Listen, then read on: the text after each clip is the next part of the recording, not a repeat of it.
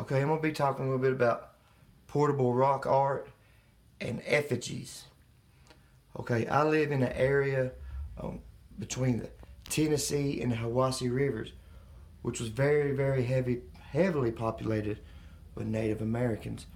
I also hunt relics. Okay, here's a few of my rocks. Here's my first program I'm doing. All right, here's the tomahawks. And what a lot of people don't know, what Native Americans would do on their weapons, their tools, and their jewelry, they would what they call a braid. Now, during the abrasions, they would, certain colors of the rocks would color coded as very strong here. Okay, here's my tomahawks. As you can see, the first one up here, I'll get it, show it to you. As you can see, it's been abraded. It's been abraded with an owl sitting on a limb and has sharpened. That's called abrasion. Now that's like a 3D abrasion. We also have other abrasions that's been tooled in, pecked in. These are all on tomahawks. This is an old school one, a blue rock tomahawk, but you can see the abrasions. And for the people that do have weapons and tools, if you think you do have axes, feel on them, check on them, look for certain patterns. This is what they call a warhawk, and it's been abraded with different colors. I believe this is a silver ore, but the back of it makes it a warhawk. But they all got the same, all tomahawks have the same shape really. They have the little hump on the bottom, and then they make basically shaped like a wolf's head, a howling wolf. That's what the tomahawk's supposed to be. Okay, here's some more axes. A few more that I found.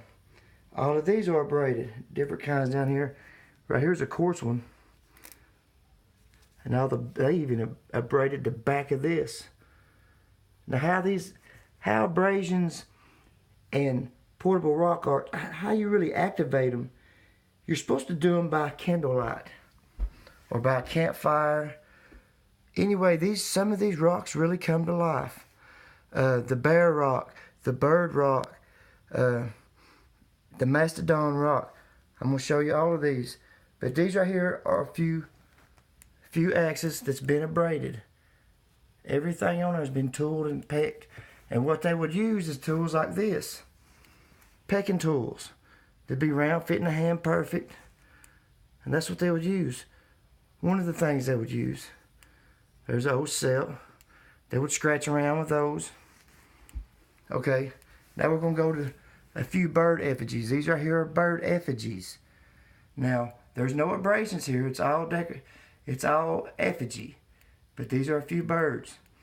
And the reason that they thought so much about birds was because they would migrate with the birds, especially up and down the Tennessee River, Hiwassee River. They would migrate with the birds. The birds was very special to them. Okay, the bear. Okay, the story about the bear is there's a bear wanted to gain immortality. In order for him to do that, he had to climb to the top of the mountain and jump off the cliff. That for him to gain immortality. Now this is a story that they tell and they engrave and embrace in rocks. These right here are two bears. Here's two bear effigies. Now what we have down here on this rock is portable rock art. As you can see, it's all been tooled and pecked. This right here is even a little bear. It's like a 3D art. It's like a little bear running up the mountain, and as you roll the rock, it jumps off the cliff. Immortality. That's how the bear got immortality. And these right here have been tooled in, little bear stories in these. Now a lot of these things you could take a picture of and blow up, magnify, and you would not believe the artwork that's in these rocks. I don't know how they done it. Okay, another story we got right here is the mastodon. Okay, I picked this rock up. I knew it was some kind of weapon. Had to be a war axe, a hatchet, or something. Then I get to looking at it, and it's an elephant. This right here is his eye. This right here would be his tusk. This is his trunk and his ear. The mastodon. Then I found this.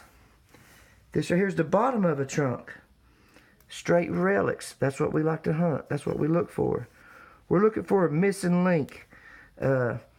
These pre-flood peoples is what I'm going to be talking about. They, I don't know, they expressed themselves with art. They was very spiritual.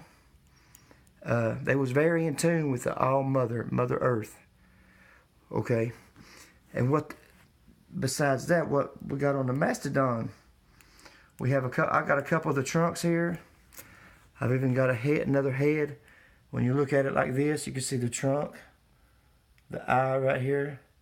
This tells the story of the great migration from Alaska to down here, I guess. Okay, last but not least, we got a few Indian chiefs I want to show you. Now this right here is a rolling rock as well. But as you look at it like this, you can see plain as day. Nose, eye, there's his feathers in his hair. This is an Indian chief. And as you roll these rocks, they tell stories. They've all been tooled, engraved, braided. Killer artwork here, y'all.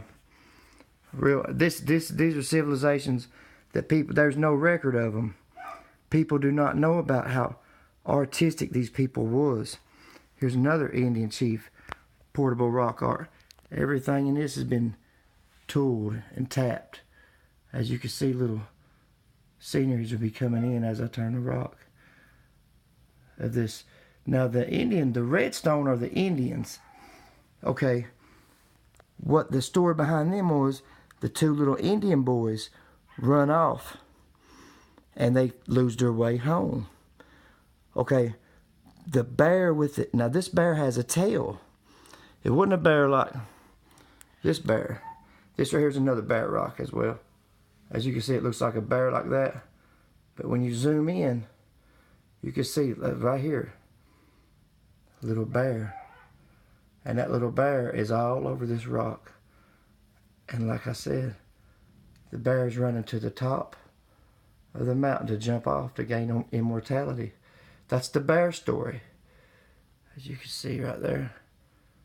See him running up the cliff right there. That old bear with the tail. I don't know what kind of animal that was. And last but not least, there's another chief head. There's his nose, his eye. Very, very, very creative with their rocks and their stone art. Well, guys, I hope you enjoyed this little brief rock show I got for you. If you want to hear more, let me know.